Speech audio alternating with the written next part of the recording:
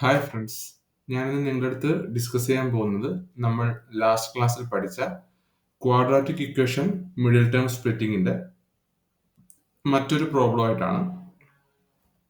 ഇവിടെ X square minus 45x+324 = 0.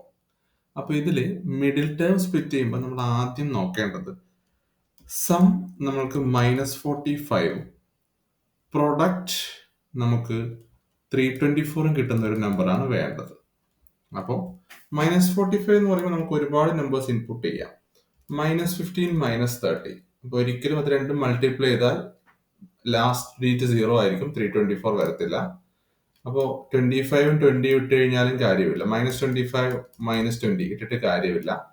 324 വരണമെങ്കിൽ multiplication table അനുസരിച്ച് നോക്കിയാൽ 6 × 9 ഒരു ഓപ്ഷനാണ്.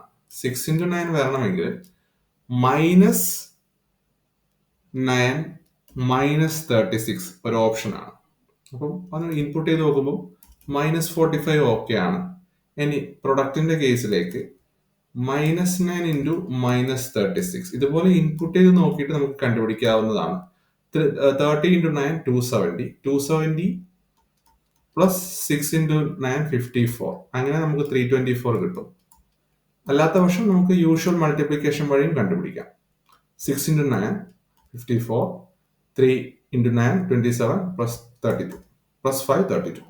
അപ്പം നമുക്ക് ഇതിന് എഴുതാൻ പറ്റിയത് X square minus 9x minus 36x plus 324 = 0.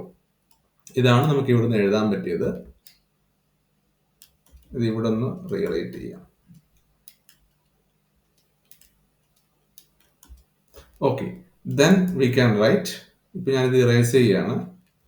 X out side എടുത്താൽ എക്സ് × x - 9 ഇവിടെ നമുക്ക് ഔട്ട് സൈഡ് എടുക്കാൻ പറ്റിയത്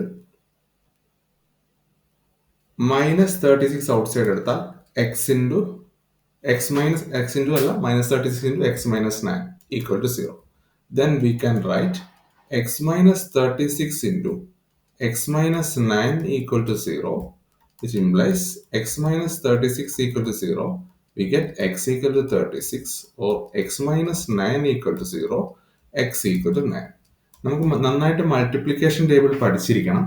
അതുപോലെ വാല്യൂസ് ക്വിക്കായിട്ട് ഇൻപുട്ട് ചെയ്ത് നോക്കാനും പറ്റണം. ക്വിക്കായിട്ട് ഇൻപുട്ട് ചെയ്യാൻ പറ്റില്ല എന്നുണ്ടെങ്കിൽ ഇക്വേഷൻ വെച്ച് സോൾവ് ചെയ്യുന്നതാണ് ഏറ്റവും നല്ലത്. പക്ഷേ ഈ മോഡൽ പ്രാക്ടീസ് ചെയ്താൽ ക്വാഡ്രാറ്റിക് ഇക്വേഷൻസ് ഈസി ആയിട്ട് സോൾവ് ചെയ്യാൻ പറ്റും. ഇനി ക്വസ്റ്റ്യൻ പേപ്പറിൽ പ്രത്യേകിച്ച് മെത്തേഡ് പറയുന്നത് ശ്രദ്ധിക്കണം. മിഡിൽ ടേം സ്പ്ലിറ്റിംഗ് വഴി ചെയ്യാൻ പറഞ്ഞാൽ അതുവഴി തന്നെ ചെയ്യണം കേട്ടോ. അപ്പോൾ ഇതൊന്ന് പ്രാക്ടീസ് ചെയ്യാം. Thank you.